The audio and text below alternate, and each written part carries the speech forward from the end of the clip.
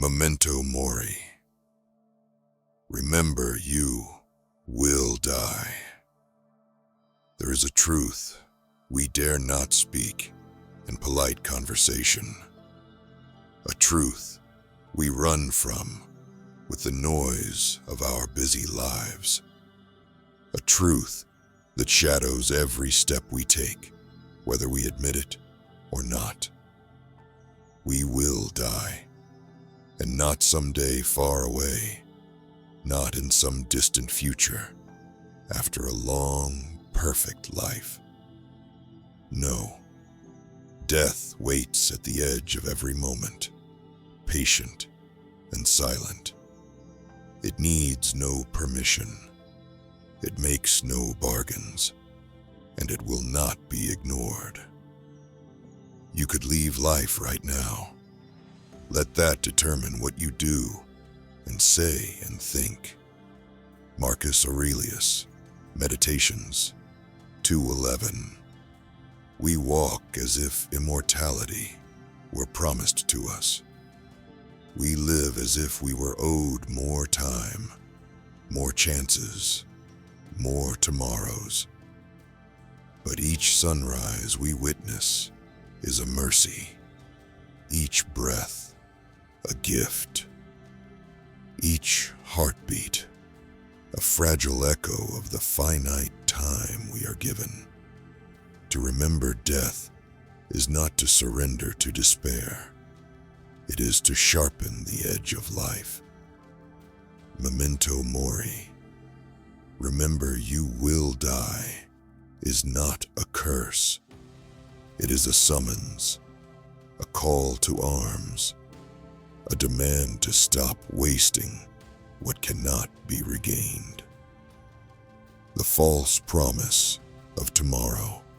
How easily we fall into the trap of tomorrow. I'll be better tomorrow. I'll start tomorrow. I'll live fully tomorrow. Tomorrow is a siren song, and like the sailors of old, we are lulled into crashing upon the rocks by its sweet, deadly melody. Seneca, one of Stoicism's sharpest minds, warned, "It is not that we have a short time to live, but that we waste much of it," Seneca, on the shortness of life. We act as if life stretches before us endlessly, as if we can afford to squander days, months, years. We postpone the important conversations. We delay the bold moves. We withhold forgiveness. We silence our dreams. We pretend there is time, but there is only now. And the tragedy is not death itself. The tragedy is to reach the end of our life and realize we never truly lived. Death as a companion, not an enemy. The Stoics did not fear death. They made it their companion. They walked hand in hand with it, eyes wide open. They would rise each morning with the thought, today could be my last. Not to weep, not to tremble, but to live better, to live cleaner, to live truer. Epictetus, once a slave, knew hardship better than most. He taught, I cannot escape death, but at least I can escape the fear of it. Epictetus, Discourses 2:30. When we fear death, we live timidly. When we accept death, we live courageously. Look closely. All our destructive emotions, anger, jealousy, fear, greed, they stem from the illusion that we are owed more time, more things, more validation. But when we face death honestly, those illusions crumble. What matters, finally, is character, not possessions, not achievements, not how many followed us, applauded us, envied us, only who we became in the precious time we were given. A life of fortitude and self-control. What then should we do? We must live each day as if it were a complete life in itself. Each moment an arena to practice virtue. Courage against fear. Temperance against indulgence. Justice against selfishness. Wisdom against ignorance. Don't explain your philosophy. Embody it. Epictetus, Enchiridion, 50. We must become what we admire. We must practice what we preach. We must train for hardship before it arrives, because hardship will arrive, and death will arrive. If we are not disciplined, we will crumble into resentment and panic. If we have trained our souls, sharpened them against discomfort, against luxury, against despair, we will meet our end not with trembling hands, but with steady eyes. We are not here to be soft. We are here to be strong, in the truest sense. Strong in spirit, strong in will, strong in character. The true riches. Ask yourself, if you lost everything tomorrow, your house, your wealth, your status, would you still stand tall? If death came for you tonight, would you have regrets? Would you beg for just a little more time to make right what you left undone? He who has learned to die has unlearned to be a slave. Seneca, Letters to Lucilius, 26:10. We are slaves to fear until we master death. We are slaves to opinion until we realize they vanish with our last breath.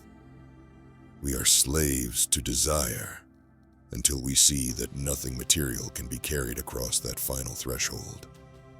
The true riches are virtue. The true power is self-mastery. The true achievement is a soul prepared for whatever comes, including the end. A shared journey. We are not separate in this. All who have walked the earth before us have faced death. The emperors, the warriors, the scholars, the beggars, and all who walk it now. We are fellow travelers toward the same destination. There is no escaping the road.